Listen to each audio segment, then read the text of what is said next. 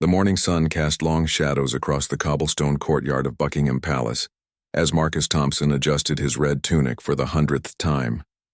At 23 years old, he was one of the youngest guards ever selected for the Queen's Guard, a position that required absolute perfection in every movement, every breath, every heartbeat. The iconic bearskin hat sat heavy on his head, its weight a constant reminder of the centuries of tradition he now carried. Marcus had trained for 2 years to reach this moment. Every day began at 5 in the morning with physical conditioning that would break most people. Push-ups until his arms trembled, running until his lungs burned, and marching drills that continued until every step was identical to the last. The training sergeant, a weathered man named William Davies who had served for 30 years, never smiled during these sessions. His voice could cut through steel as he shouted corrections about posture, timing, and the sacred duty they were preparing to undertake. The selection process had been brutal. Out of 300 applicants, only 12 were chosen. Marcus remembered the final test clearly, standing motionless for 4 hours in the rain, while instructors tried everything possible to make them react. They brought crying babies close to their faces, had people tell jokes, even had actors pretend to collapse right in front of them. Marcus watched as potential guards broke one by one, some laughing, others moving to help the injured person, many simply unable to maintain the required stillness. What the public never understood was the mental preparation required. Guards underwent extensive psychological training to handle the strangest situations imaginable. They learned meditation techniques used by Buddhist monks, studied the art of mental compartmentalization, and practiced entering what their instructors called the zone, a state of awareness where they could see and hear everything happening around them while maintaining complete physical control. The uniform itself was a masterpiece of tradition and functionality. The red tunic, made from the finest wool, was tailored to perfection for each guard. Every button was polished to mirror brightness, every piece of braiding aligned with mathematical precision. The bearskin hat, weighing nearly 2 pounds, was made from the fur of Canadian black bears and stood 18 inches tall. The chin strap, when properly secured, could leave marks that lasted for hours after duty ended. Marcus's rifle, an SA-80, was always unloaded during ceremonial duties, but it had to be maintained as if ready for battle. Every morning, he spent an hour cleaning and inspecting every component. The bayonet was sharpened to surgical precision, and the entire weapon was treated with the same reverence as a religious artifact. The weight of it during long ceremonies could make shoulders ache for days, but showing any sign of discomfort was absolutely forbidden. The rules governing guard behavior were extensive and unforgiving. Guards could not acknowledge tourists no matter what they said or did. They could not smile, frown, or show any facial expression. Blinking was allowed, but only when necessary. Swallowing was permitted, but breathing had to be controlled and silent. Even scratching an itch was grounds for disciplinary action. The most challenging rule was maintaining focus despite the constant stream of people trying to get reactions. Training included scenarios that seemed impossible to believe until they actually happened. Instructors would dress as tourists and attempt increasingly outrageous behavior. They would tell offensive jokes, make inappropriate comments about the Queen, pretend to have medical emergencies, and even stage fake protests. Guards learned to process these events mentally while maintaining their statue-like appearance. The psychological pressure was intense, knowing that millions of people around the world watched videos of guards online, waiting for someone to break character. The shift system was carefully designed to prevent mental and physical exhaustion. Guards typically stood for 2 hours before being relieved, though during special events shifts could extend much longer. During these extended periods, guards developed techniques for managing physical discomfort without moving. They learned to shift weight imperceptibly, to relax muscle groups in sequence, and to use mental exercises to distract from pain or fatigue. Marcus remembered his first week of actual duty when a group of university students decided to test his resolve. They spent 40 minutes trying increasingly desperate measures to make him react. They sang songs, told stories about their personal lives, even brought food close to his face claiming he must be hungry. One young woman spent 20 minutes describing her grandmother's funeral in vivid detail, hoping to evoke an emotional response. Throughout it all, Marcus remained perfectly still. His mind focused on a mental image of a calm lake that his instructors had taught him to visualize. The most difficult part of guard duty was not the physical demands or even the mental discipline required. It was dealing with people who seemed to forget that guards were human beings with feelings, families, and lives beyond their ceremonial role. Some tourists would make jokes about guards being robots or mannequins. Others would try to touch them or pose for inappropriate photographs. A few would deliberately try to cause embarrassment or discomfort, seeming to enjoy the power they felt over someone who could not respond. Weather presented constant challenges that the public rarely considered. During summer ceremonies, the heavy wool uniforms could cause dangerous overheating.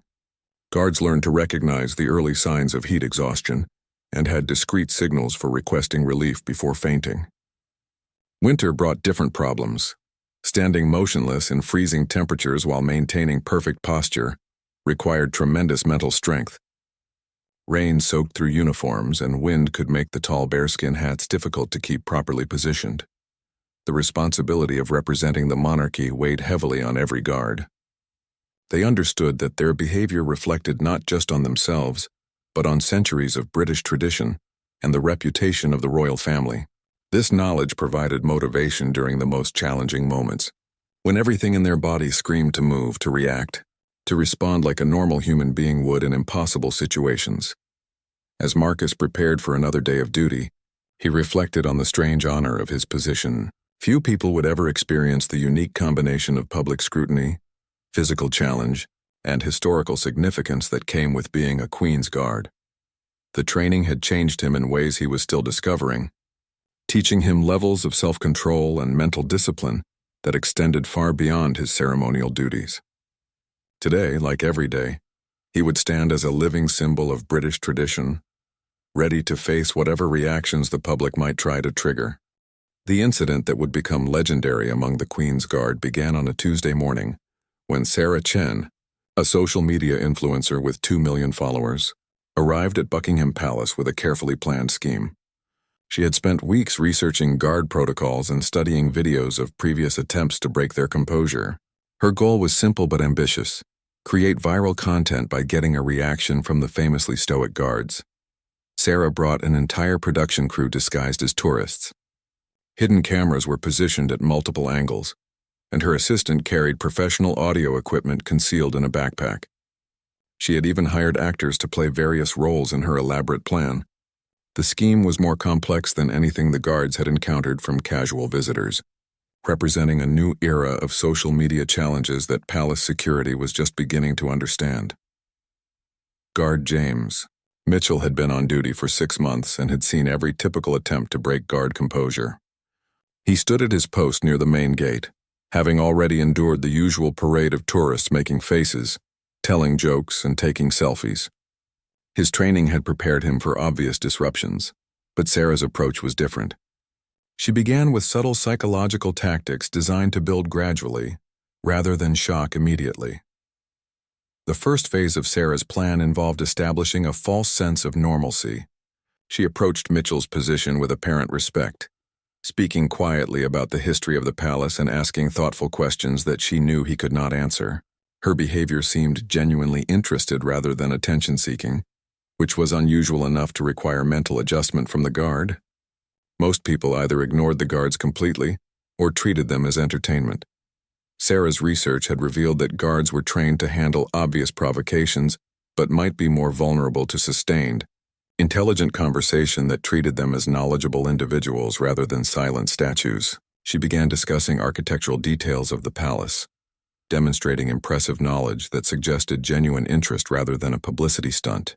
Her voice was warm and respectful, creating cognitive dissonance for Mitchell, who was accustomed to people either shouting or treating him as invisible. The psychological pressure intensified when Sarah began sharing personal stories that seemed designed to evoke empathy. She spoke about her grandfather who had served in the British Army during World War II, describing his medals and his stories about protecting important locations during wartime. Her narrative was compelling and delivered with apparent sincerity, making it difficult for Mitchell to categorize her behavior as typical tourist nonsense.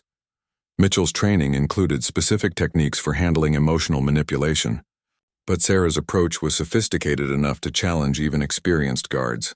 She never directly asked for responses or acknowledgement, instead speaking as if to a trusted friend who happened to be unable to reply at the moment. Her stories were interesting, enough to capture attention while remaining respectful, enough to avoid obvious inappropriate behavior.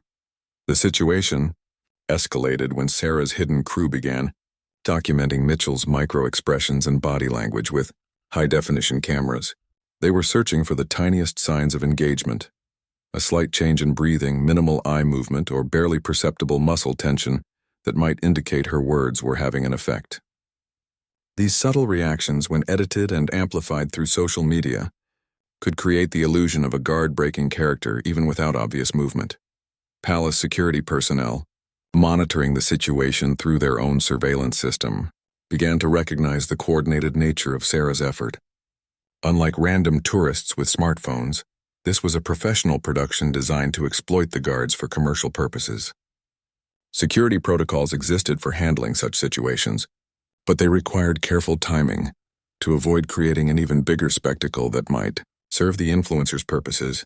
The most challenging aspect of Sarah's approach was her use of current events and popular culture references that seemed designed to test the guards' knowledge and interests. She mentioned recent sports results, discussed popular television shows, and even referenced viral internet memes that might resonate with someone Mitchell's age. Her goal was to find topics that might trigger involuntary recognition or interest, breaking through the mental barriers that separated the guard's ceremonial role from his personal identity. Mitchell found himself genuinely interested in some of Sarah's commentary, particularly her insights about military history and her apparent understanding of ceremonial duties. His training emphasized the importance of maintaining mental discipline precisely because interesting or engaging content could be more dangerous to composure than obvious attempts at disruption. The human brain naturally wanted to respond to intelligent conversation, making sustained intellectual engagement a sophisticated form of psychological pressure. As Sarah's monologue continued, other tourists began gathering to watch what appeared to be an unusually long and focused interaction with a guard. Her hidden cameras captured not only Mitchell's responses, but also the growing crowd of observers who seemed to sense that something unusual was happening. The social dynamics created additional pressure as more people began watching for any sign that the guard might break protocol. The turning point came when Sarah shifted her strategy to include props that seemed innocent, but were designed to trigger specific responses. She produced a photograph that she claimed showed her grandfather in military uniform, holding it where Mitchell could see while continuing her story about family military service. The image was actually a generic military photograph, but it was positioned to test whether Mitchell would glance down or show any sign of curiosity. Mitchell's peripheral vision registered the photograph, but his training held firm. He had been taught that any acknowledgement of props, documents, or images was a form of engagement that violated protocol. However, the psychological pressure of maintaining perfect stillness, while someone shared what appeared to be meaningful, family history created internal conflict between his human empathy and his professional duties. Sarah's assistant began introducing additional elements designed to overwhelm Mitchell's sensory processing. Subtle background music played from hidden speakers, creating an emotional atmosphere that enhanced the stories being told. The combination of visual, auditory, and emotional stimuli was carefully orchestrated to create maximum psychological pressure while maintaining plausible deniability about intentions. The sophistication of Sarah's approach represented a new challenge for guard training programs. Traditional preparation focused on handling obvious disruptions, inappropriate behavior, and physical provocations. However, the rise of social media had created incentives for increasingly clever and persistent attempts to break guard composure.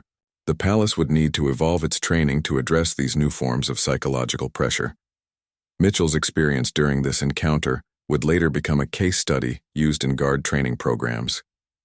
His ability to maintain composure despite sustained, intelligent psychological pressure demonstrated the effectiveness of mental discipline techniques while highlighting areas where additional preparation might be beneficial.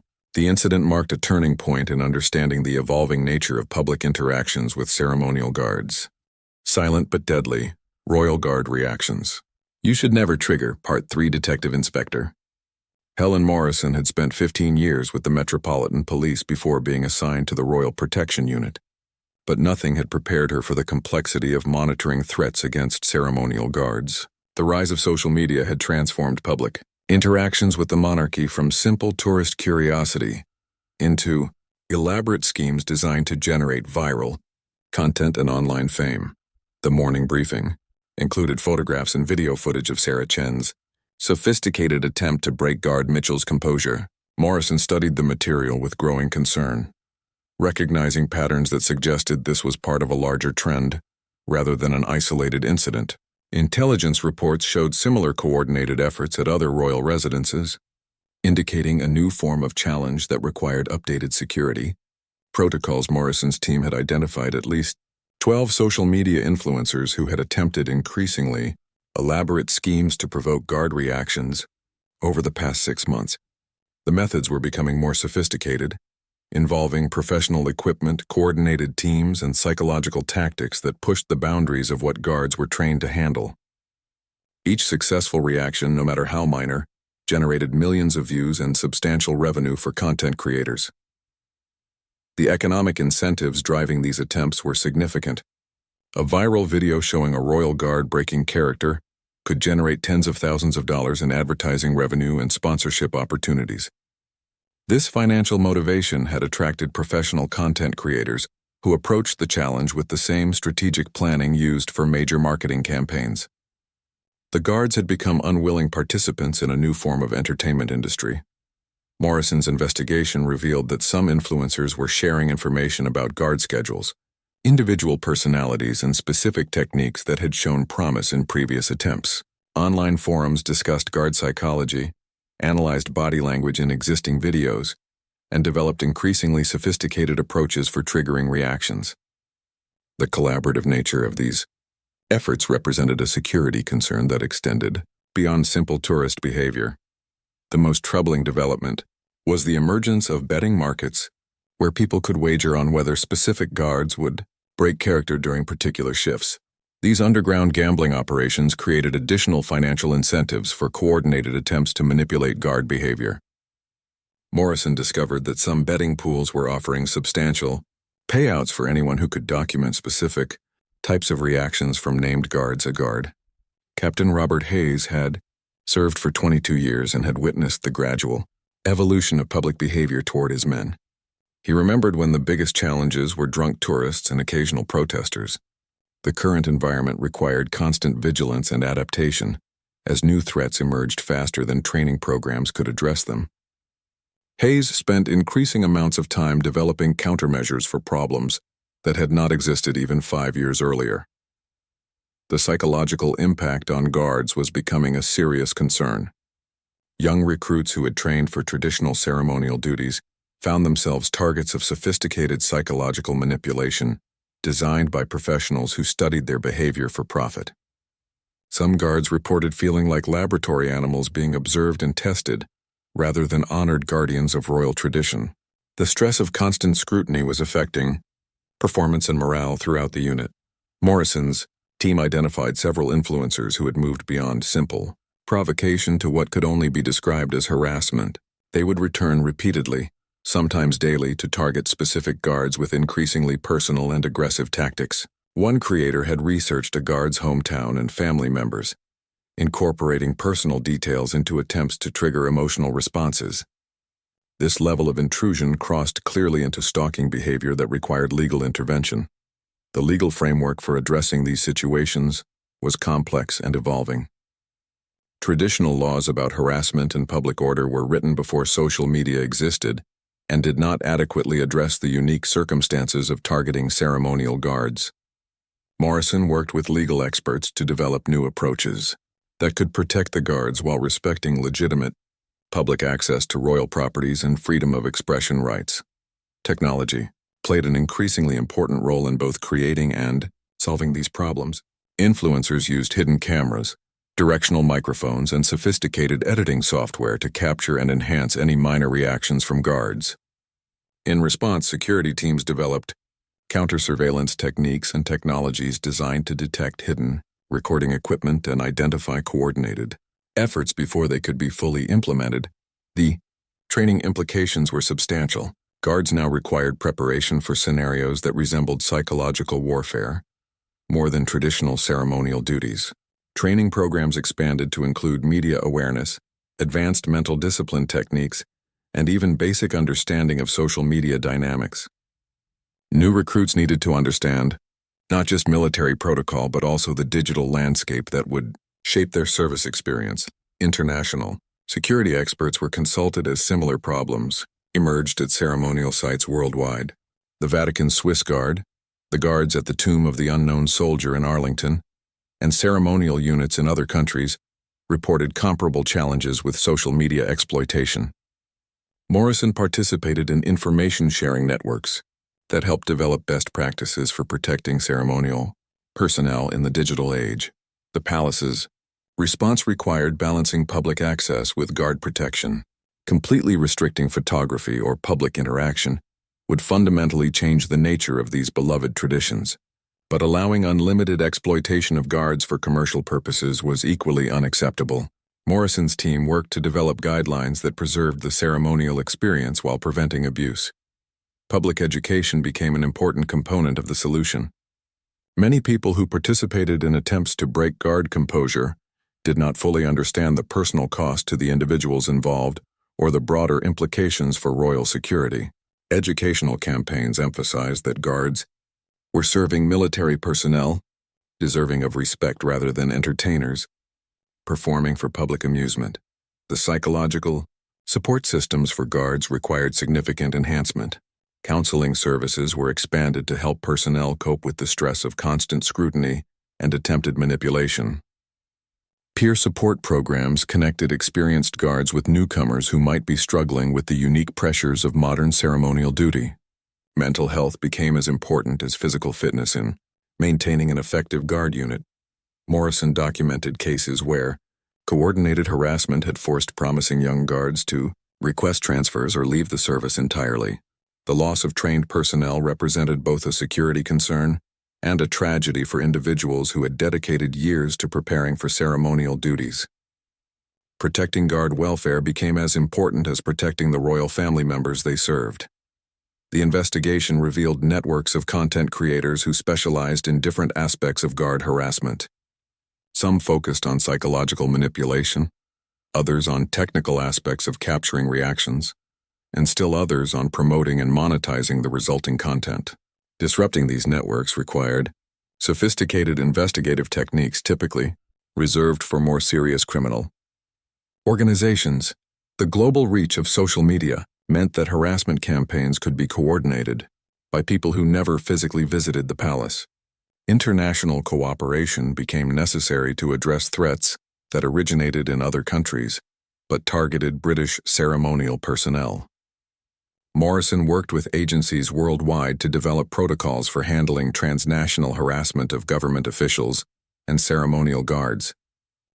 The breakthrough in understanding the psychological warfare targeting royal guards came from an unexpected source, Dr. Emma Richardson, a behavioral psychologist who had been studying social media's impact on human behavior for the past decade. When palace security consulted her about the escalating harassment campaigns, she immediately recognized patterns that extended far beyond simple pranks or tourist curiosity. Dr. Richardson's analysis revealed that the most successful attempts to break guard composure followed sophisticated psychological principles typically used in interrogation and manipulation scenarios. The influencers, whether consciously or not, were employing techniques designed to overwhelm cognitive defenses and trigger involuntary responses. This represented a significant escalation from traditional tourist interactions to what could only be described as psychological assault.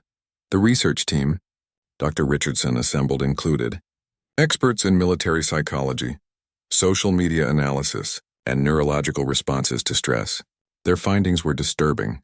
The constant exposure to manipulation attempts was creating measurable stress responses in guards that could have long-term health implications. Heart rate monitoring during typical shifts showed spikes that indicated genuine psychological distress rather than simple annoyance. Guard Thomas Anderson had been on duty for 18 months when he became the subject of the most systematic harassment campaign documented by Dr. Richardson's team. A group of content creators had specifically targeted him after noticing slight variations in his posture during previous encounters. They developed a coordinated strategy involving multiple people taking shifts to maintain constant psychological pressure throughout his entire duty period. The campaign against Anderson began before his shift even started. Content creators had researched his route to work and positioned themselves along his path, engaging in conversations designed to be overheard about topics calculated to trigger emotional responses. They discussed current events that might concern someone his age, mentioned local sports teams he might support, and even staged conversations about military topics that could resonate with his professional identity. Once Anderson reached his post, the psychological pressure intensified through carefully orchestrated scenarios. The harassment team had studied successful techniques from previous campaigns and developed what they called layered provocation, multiple simultaneous stimuli designed to overwhelm mental defenses. One person would engage in verbal provocation, while others provided visual distractions, background noise, and even subtle physical movements designed to trigger peripheral awareness. Dr. Richardson's monitoring equipment detected Anderson's stress responses throughout the ordeal. His heart rate elevated significantly above normal ceremonial duty levels. His breathing patterns changed despite his motionless exterior, and thermal imaging revealed muscle tension that indicated substantial internal struggle.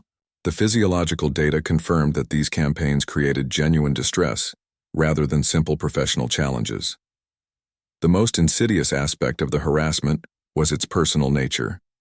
The content creators had researched Anderson's background and incorporated details about his hometown, his family, and his interests into their provocation attempts.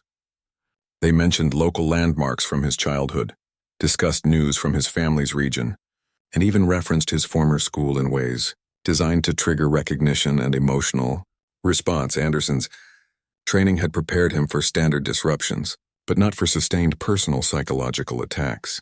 The protocols emphasized maintaining mental distance from provocations, but when harassers demonstrated detailed knowledge of his personal life, the traditional mental defenses became less effective.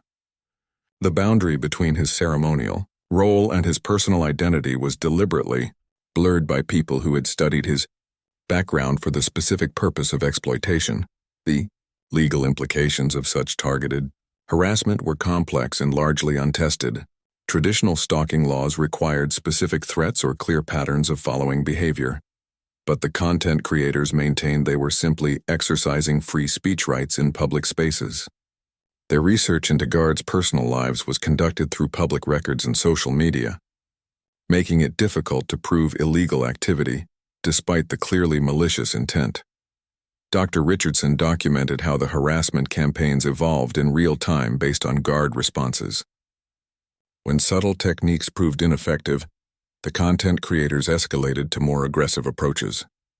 They analyzed video footage frame by frame, looking for micro-expressions or minimal body language changes that might indicate their tactics were working.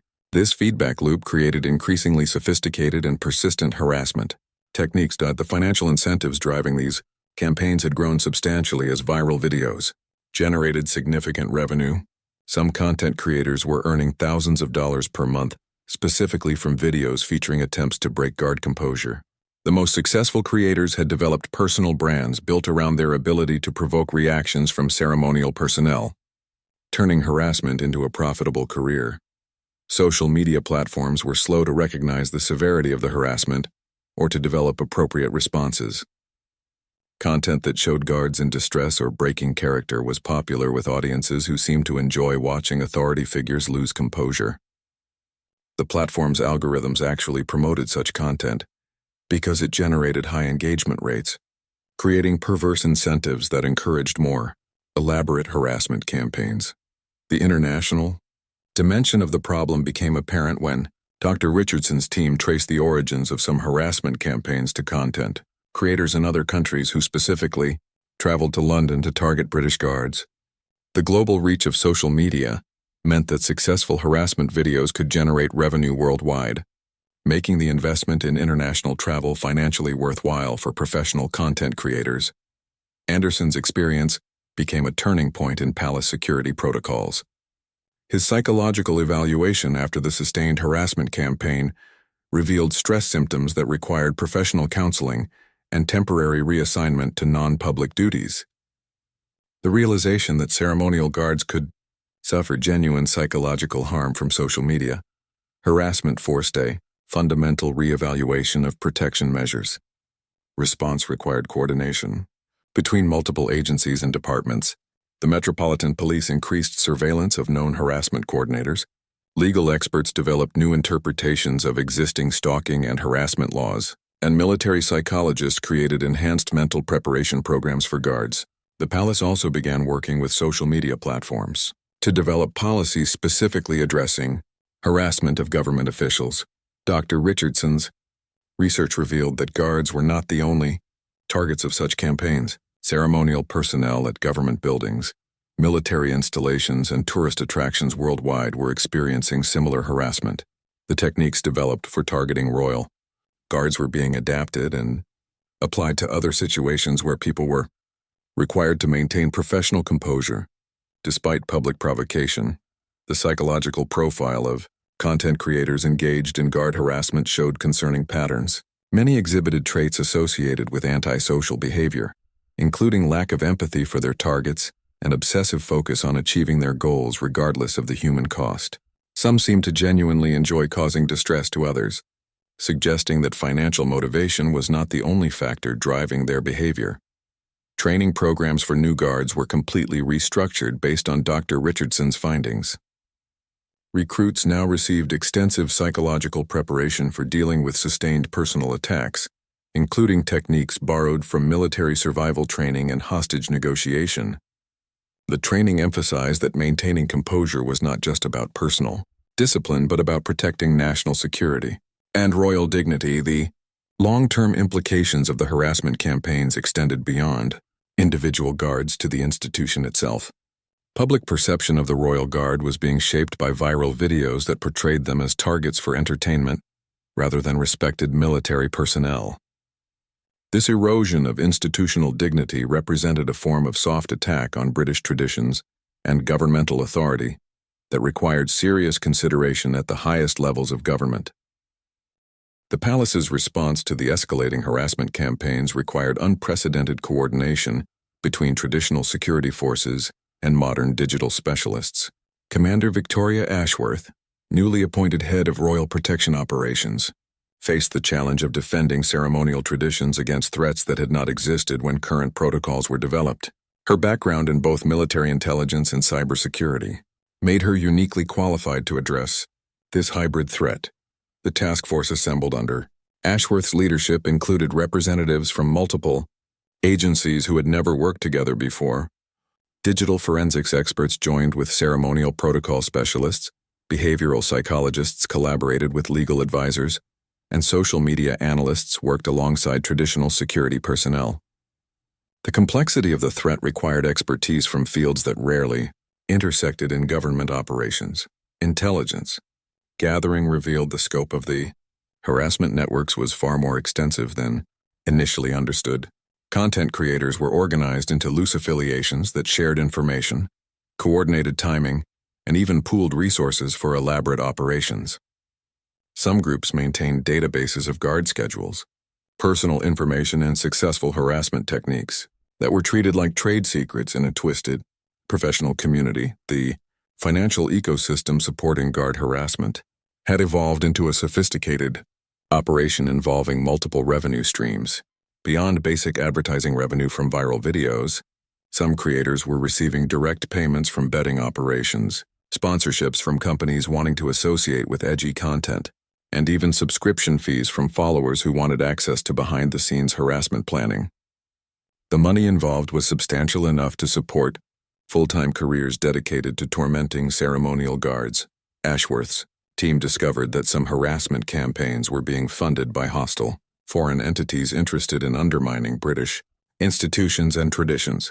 Intelligence analysis suggested that certain coordinated attacks on guard composure were not random pranks, but deliberate attempts to erode respect for government authority and royal dignity.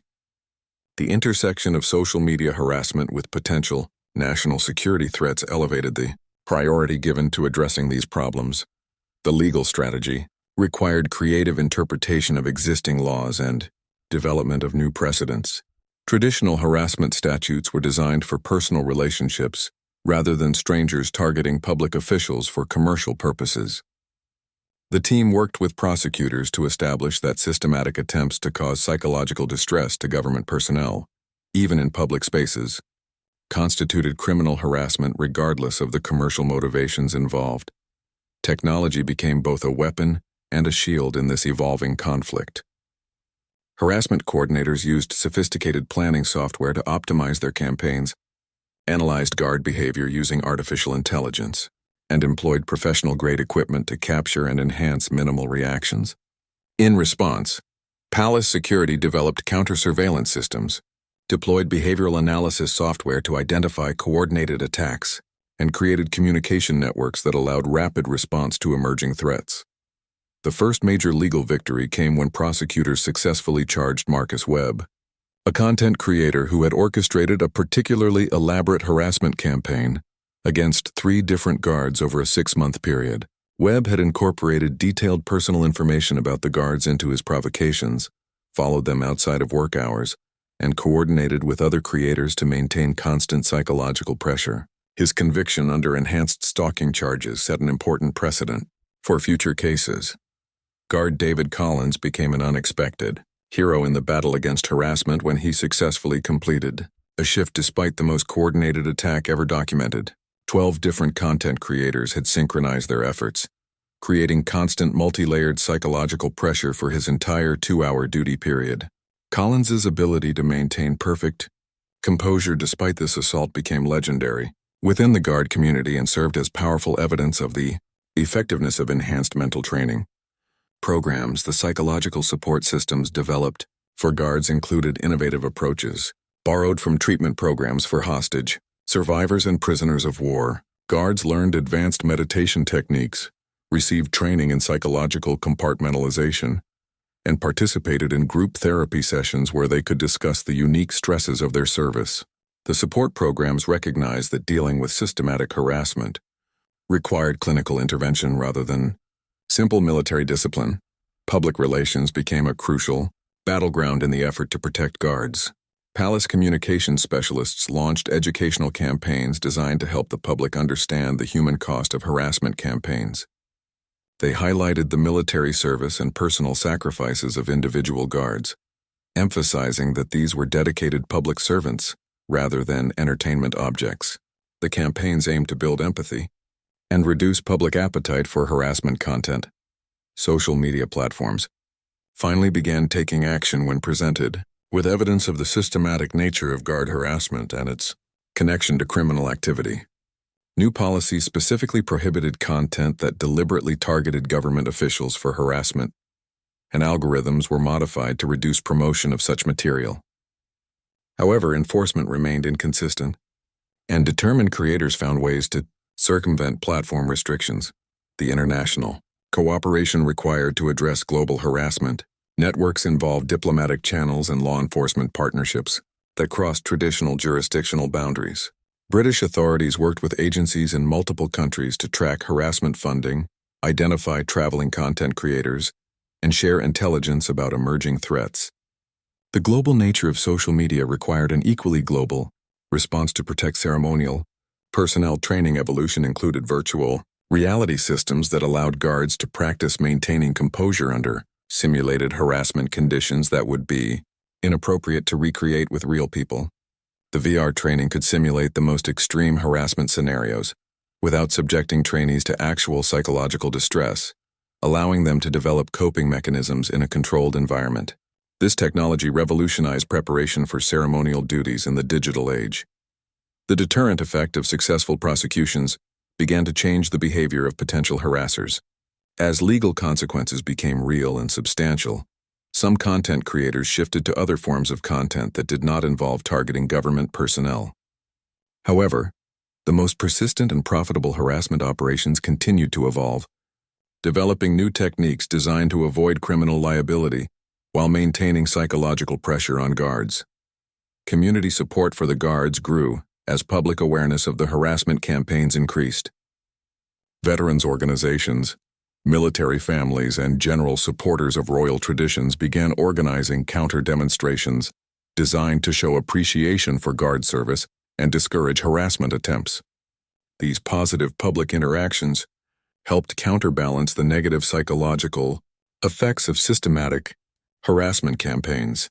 The medical research conducted on guards subjected to harassment revealed concerning long-term effects that extended beyond immediate stress responses. Some personnel developed symptoms resembling post-traumatic stress disorder, particularly those who had been targeted by the most persistent and personal campaigns. The recognition that ceremonial duty could result in genuine psychological injury led to enhanced health benefits and treatment options for affected guards. Ashworth's comprehensive strategy began showing measurable results within 18 months of implementation. The number of organized harassment campaigns decreased significantly. The severity of individual attempts was reduced, and guard morale improved as support systems became more effective. However, the threat continued to evolve, requiring constant adaptation and vigilance to protect the traditions and personnel that represented centuries of British history and service. The transformation of public behavior around royal guards became evident during the summer tourist season, when palace security implemented their comprehensive anti-harassment protocols. Visitors who might have previously attempted to provoke reactions found themselves facing immediate intervention from plainclothes security personnel who had been trained to identify and interrupt harassment campaigns before they could escalate to dangerous levels. Security specialist Jennifer Martinez had been recruited from private cybersecurity firms to develop the technical countermeasures that became crucial to protecting guards. Her background in protecting corporate executives from digital stalking proved invaluable when adapted to the unique challenges of ceremonial personnel who could not retreat from public exposure. Martinez developed facial recognition systems that could identify known harassers and alert security teams before problems developed. The facial recognition technology was controversial but effective. Cameras positioned around palace grounds could identify individuals who had previously engaged in harassment campaigns and trigger automatic alerts to security personnel. Known troublemakers found themselves approached by police officers before they could begin their planned provocations. The system also tracked groups of people who exhibited coordination patterns suggesting organized harassment attempts. Guard recruitment and retention became major concerns as word of harassment campaigns spread through military communities. Promising young soldiers who might have previously sought ceremonial postings began avoiding guard duty due to concerns about becoming targets for social media exploitation. The palace was forced to enhance benefits and provide additional support to maintain adequate staffing levels for ceremonial functions. The psychological screening process for potential guards was extensively revised to identify candidates who possessed the mental resilience necessary to handle systematic harassment. Traditional military discipline was no longer sufficient. Guards needed psychological profiles similar to those required for undercover operatives or special forces personnel who operated under extreme stress conditions. Only about 1 in 50 candidates met the enhanced requirements. Educational outreach to schools and universities aimed to change attitudes about guard harassment before young people became involved in such activities. Programs emphasized the military service and personal sacrifices of guards while explaining the legal consequences of harassment campaigns. Student groups that had previously organized guard provocation events began hosting appreciation ceremonies. Instead, the economic impact of harassment campaigns on tourism became a significant factor in palace decision-making. Tour operators reported that visitors were becoming uncomfortable witnessing harassment attempts and were requesting alternative attractions that did not involve watching people being tormented for entertainment. The traditional appeal of observing disciplined guards was being undermined by the spectacle of organized provocation attempts. International diplomatic implications emerged when foreign dignitaries visiting the palace witnessed harassment campaigns targeting guards. Several ambassadors expressed concern about the treatment of British military personnel, and some visiting officials requested private tours to avoid exposing their delegations to the uncomfortable spectacle of systematic harassment. The situation was becoming an embarrassment that affected Britain's international reputation. Media coverage evolved from treating harassment attempts as harmless entertainment to recognizing them as serious security and welfare issues. Investigative journalism revealed the organized nature of harassment campaigns and their connection to criminal networks involved in illegal gambling and foreign interference. Major news outlets began refusing to broadcast harassment videos and instead focused on the human stories of guards affected by these campaigns. The development of specialized protective equipment became necessary as harassment techniques evolved to include potentially dangerous elements. Some content creators began using laser pointers, strobe lights, and loud audio equipment that could cause physical harm to guards who were required to remain stationary.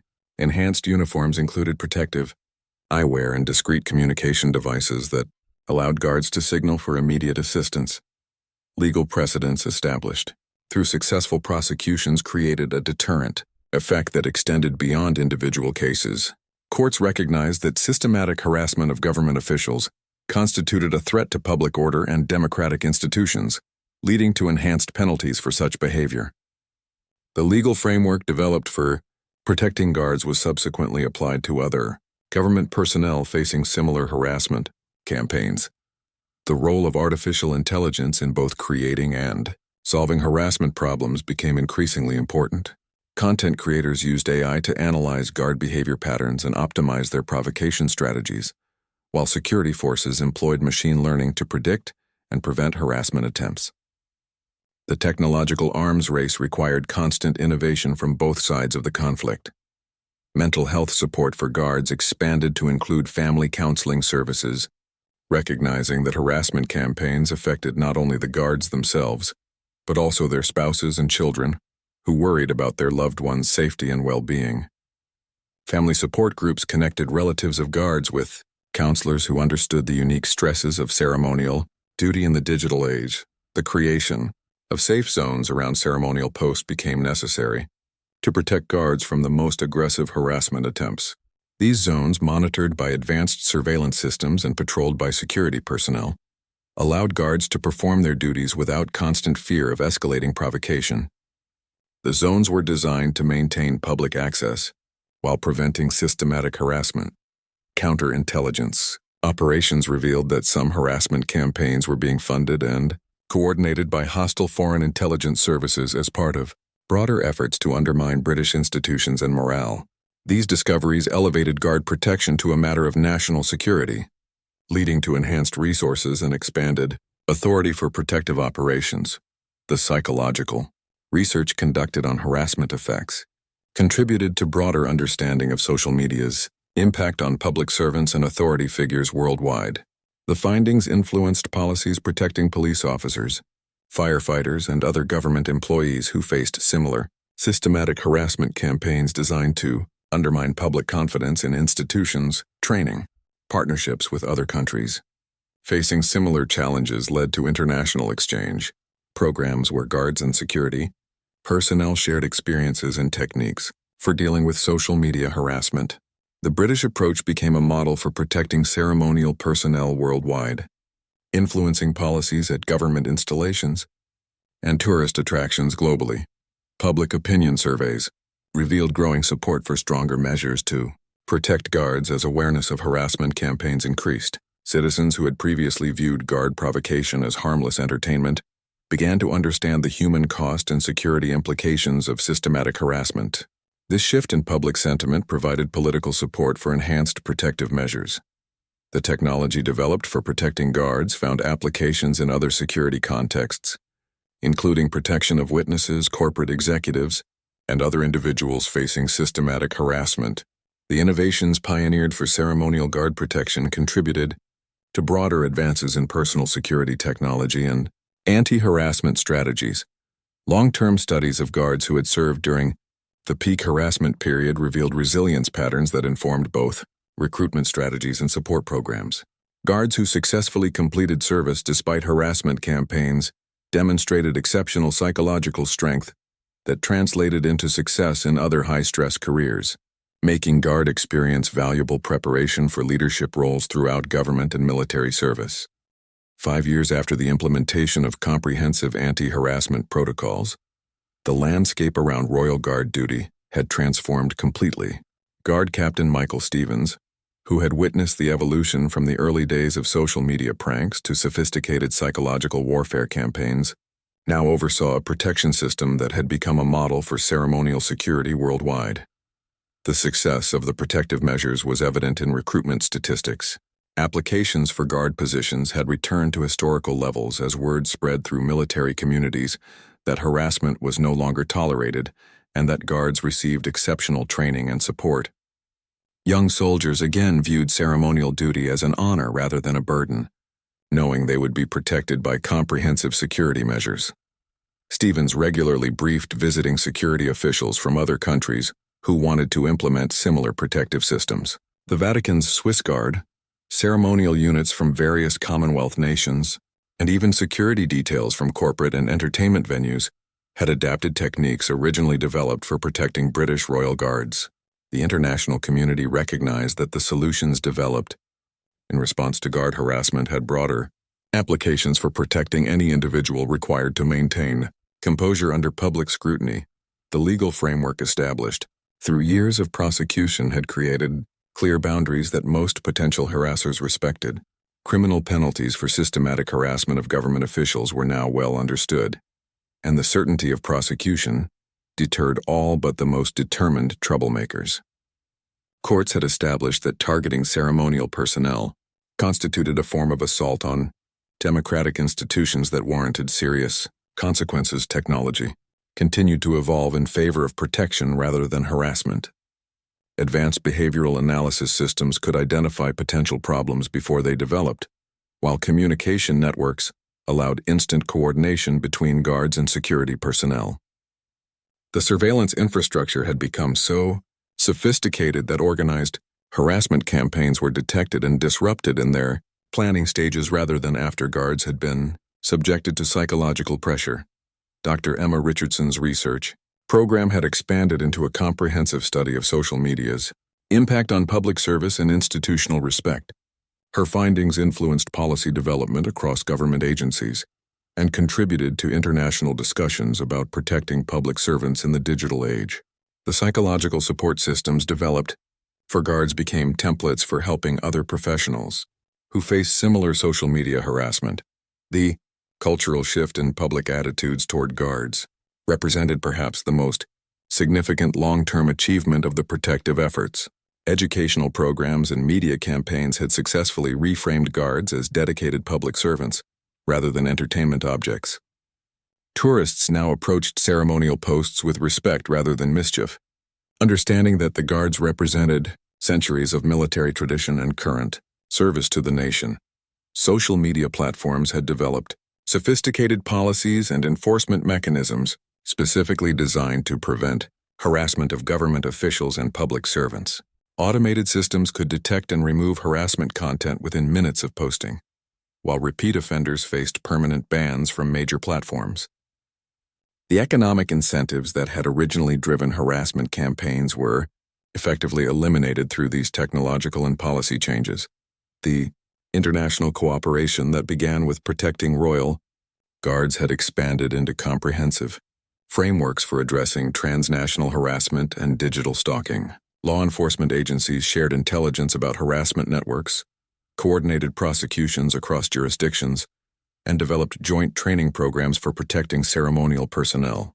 The British experience had catalyzed global recognition of digital harassment as a serious security threat.